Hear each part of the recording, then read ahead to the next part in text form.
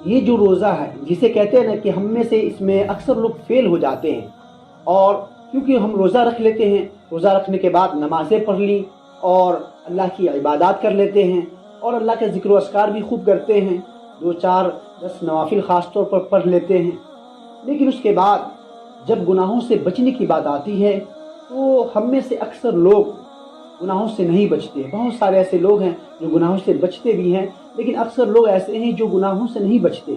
جو روٹین اور جو معمول ہمارا عام دنوں میں چل رہا ہوتا ہے وہ اس رمضان کے مبارک مہینے کے اندر بھی چلتا ہے۔ غیبت ہم عام دنوں میں بھی کرتے ہیں، رمضان میں بھی کرتے ہیں۔ اسی طریقے سے آنکھوں کا زنا ہم عام دنوں میں بھی کرتے ہیں، رمضان میں بھی کرتے ہیں۔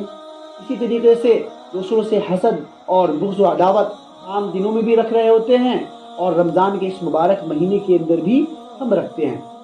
اسی طریقے سے اپنے بھائیوں پر لعن طعن اور ان پر طعن و تشنیع ہم عام دنوں میں بھی کرتے ہیں اور اس مبارک مہینے کے اندر بھی ہم کرتے ہیں۔ اور زبانوں کی حفاظت ہم نہیں کرتے۔ زبانوں کی حفاظت اس طریقے سے نہیں کہ ہم عام دنوں میں بھی جھوٹ بول رہے ہوتے ہیں اور رمضان کے اس مبارک مہینے میں روزے رکھ کر کے ہم جھوٹ بولتے ہیں۔ وہ بھی گناہ ہے، کان سے ریلیٹڈ گناہ ہو، جیسے میوزک ہم عام دنوں میں بھی سنتے ہیں اور رمضان کے اس مبارک مہینے میں بھی سنتے ہیں۔ تو یہ سب چیزیں کیا ہیں؟ اگر ہم ان چیزوں سے نہیں بچتے ہیں تو روزے کا مقصد جو حاصل ہونا تھا ہمیں وہ مقصد حاصل نہیں ہوگا، اور ہم کیا اچیو کریں گے، ہم کیا حاصل کریں گے؟